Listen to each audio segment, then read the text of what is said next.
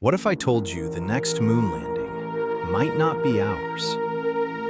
Because this new moon race isn't about who has the biggest rocket. It's about who can fly the most missions, the fastest, with the fewest things that can break. Right now, the US moon plan is basically a three-piece combo. One rocket to launch, one capsule to survive deep space, and a totally different vehicle to land. That's three massive programs that all have to hit green lights at the exact same time. Meanwhile, China's doing something way scarier. They're stacking small, repeatable wins over and over, like a machine that doesn't stop. So here's the real question. Are we building the most powerful moon mission or the most fragile one?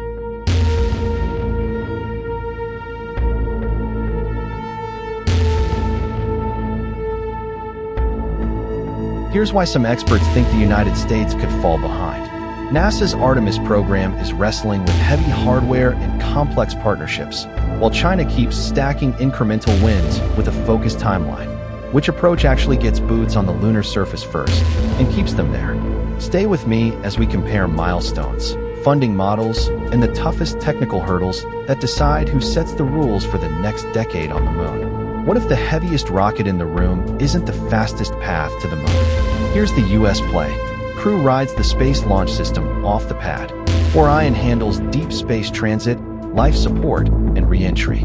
A separate Starship variant does the actual lunar landing. That means 3 major vehicles, 3 test programs, and multiple ledgers to reconcile. SLS flows through NASA with a web of legacy suppliers. Orion adds its own prime and subsystems. Starship HLS sits under a services contract with milestones that don't match federal budget cycles.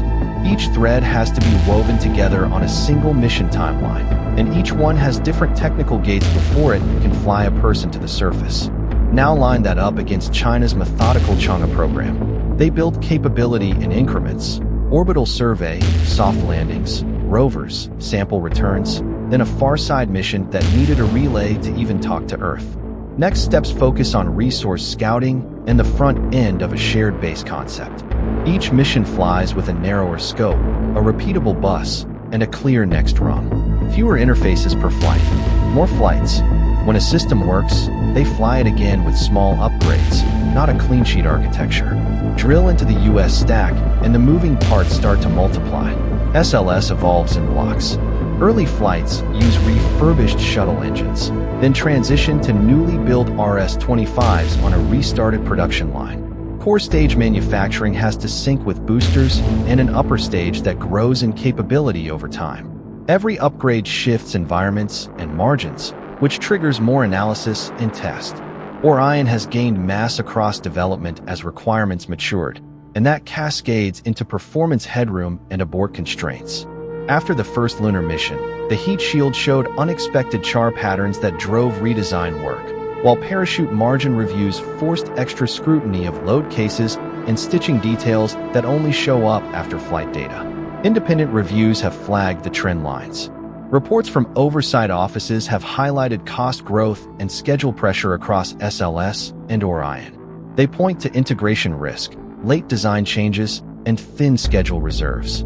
The Artemis I flight produced valuable data, but it also surfaced anomalies that now sit on the critical path until teams close them out with test and analysis. Then there's Starship HLS. The lander needs to launch uncrewed, take on large amounts of cryogenic propellant in orbit, and loiter long enough to wait for a crew. That means multiple tanker flights with rapid turnaround, long-duration thermal control to limit boil-off, and in-space transfer of methane and oxygen at scale. After that, a precision lunar descent with a vehicle mass far above any prior lander and a surface stay that must support cruise systems before the ride home. Each phase depends on new operations that have never been done in sequence. NASA's flight readiness gates reflect that. Before astronauts step aboard, the plan calls for propellant transfer demonstrations, a string of Starship test flights, and defined cryo milestones that prove you can store, chill, and move propellant without losing too much to heat.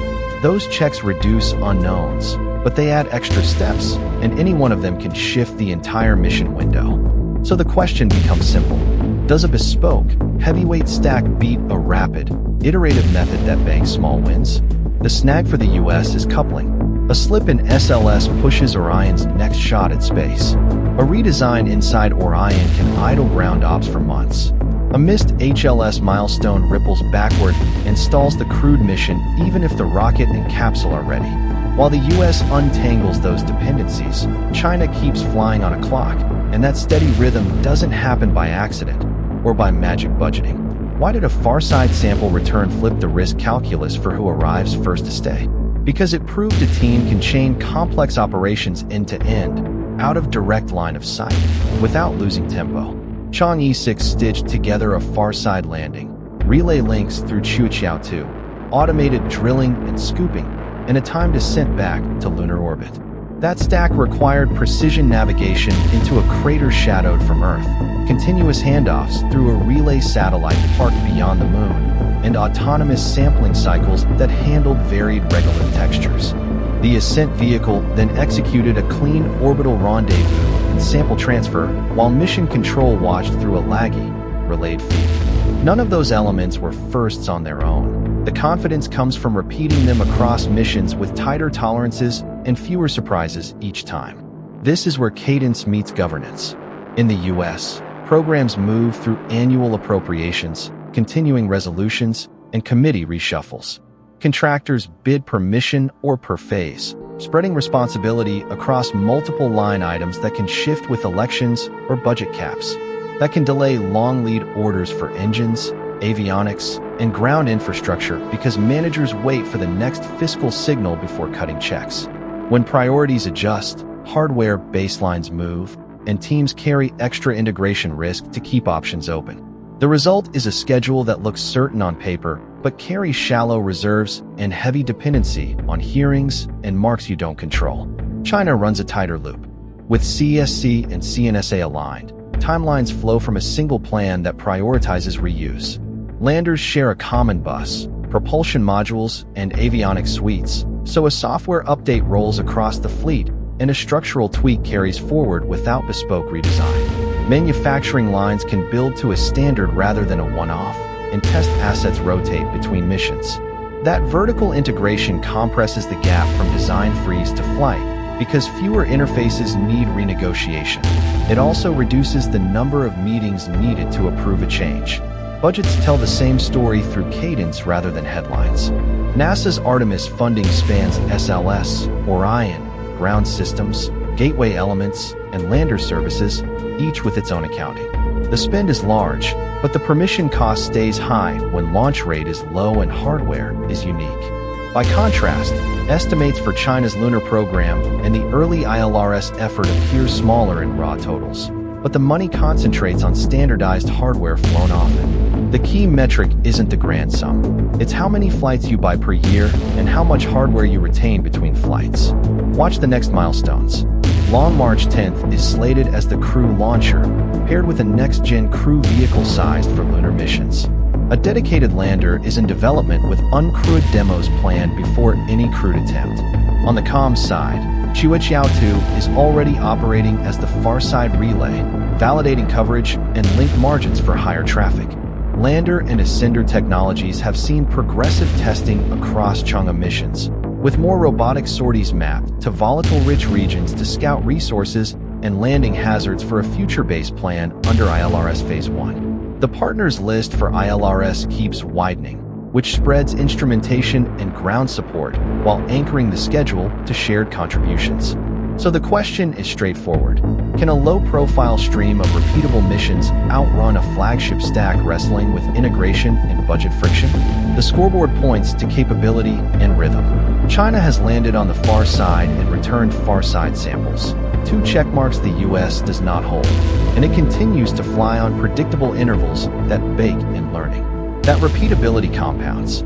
Each successful relay handoff, each autonomous ascent, and each standardized lander build closes another gap between a one-off success and a sustained presence.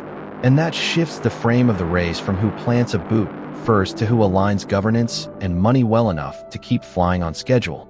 The decider isn't thrust on a spec sheet. It's whether the whole system, hardware, operations, and funding, absorbs failures without losing tempo. Cadence multiplies experience. Governance either preserves it or resets the clock. So what's the smarter pivot? Should the US steer more money to fast, repeatable demos that burn down risk and trim single-point failures, or commit to SLS Orion while tightening the HLS gate checks to unblock crude landings sooner? Tell me which path makes sense. Now watch the next tell. A clean orbital cryo transfer for HLS, or China's crew-rated Long March 10th debut. Whoever repeats it reliably will set lunar pace. Thanks for watching. If you enjoyed this journey through the cosmos, hit like, subscribe, and tap the bell. And when you're ready for your next space mystery, click the video right here.